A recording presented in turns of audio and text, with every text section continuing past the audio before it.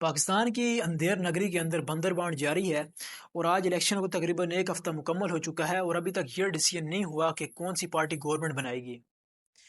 कहीं पर 28 लाख वोट हासिल करने वाली जमात को पूरे मुल्क में से सूबाई असम्बली की सिर्फ एक सीट मिलती है और वहीं पर 17 लाख वोट बैंक हासिल करने वाली जमात को नेशनल असम्बली की 15 नशस्तें दी जाती हैं। कहीं पर सेनेटर मुश्ताक और अमीर हैदर खान होती जैसे लोगों को असम्बलियों से बाहर रखकर नज़रियात को दफन किया जा रहा है। वहीं पर वो लोग जो कल तक आपस में दस्तों गिरबान थे, एक दूसरे के ऊपर कुफर के फतवे लगाते थे, वो एक टेबल पर आपको इकट्ठे नजर आएंगे। लेकिन हमारा इस चीज़ से कोई कंसर्न नहीं है। हमारा कंसर्न है कि हमारे मुल्क के अंदर कोई चेंज आए। अगर आप देखें 2008 के इलेक्शन के अंदर, इलेक्शन 2008 के अंदर भी हुए, 2013 के अंदर भी हुए, 2018 के अंदर भी हुए, तो उन सब इलेक्शन के बाद हमें किसी भी किस्म की कोई चेंज नज़र नहीं आई। अगर हम बात करें 2024 के इलेक्शन की, तो 2024 के इलेक्शन का जो बजट था वो था 48 अरब रुपए। 48 अरब रुपए कोई छोटी अमाउंट नहीं है। 1 अरब के अंदर 100 करोड़ रुपया होता है, जैसा कि आप सब जानते हैं। और वो मुल्क जिसके अंदर अवाम एक आटे की थैली हासिल करने के लिए लाइनों के अंदर लग जाती है, अनएम्प्लॉयमेंट रेट इतना हाई है। इसके बाद अगर आप देखें तो यहाँ पर ना कोई चेक एंड बैलेंस है, ना कोई लॉ है, और जो यूथ है वो यहाँ मुल्क छोड़कर बाहर जा रहे हैं, उनके लिए रोज़गार के मौके नहीं हैं।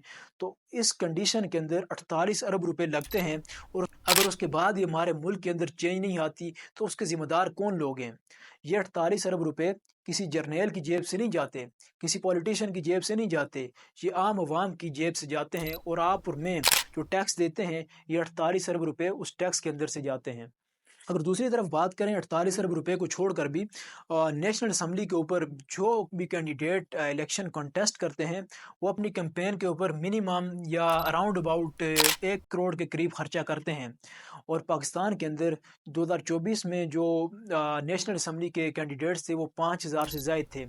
इसी तरह अगर हम बात करें सूबाई असम्बली के कैंडिडेट्स की, तो तकरीबन सूबाई असम्बली के कैंडिडेट्स भी अपने कैंपेन के दौरान तकरीबन 30 से 40 लाख के करीब खर्चा करते ही हैं।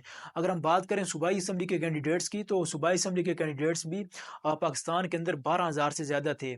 और अगर इनकी एवरेज अमाउंट भी लगा दी जाए, इनका खर्चा अगर अलहदा भी लगा दिया जाए, तो राउंड अबाउट 60 से 70 अरब रुपए ये भी बन ही जाता है। इतनी बड़ी अमाउंट के ऊपर जब आप डाका मारते हैं और इतनी मेजॉरिटी अवाम का जो आप मैंडेट चोरी कर रहे हैं, तो इसके ज़िम्मेदार कौन लोग हैं?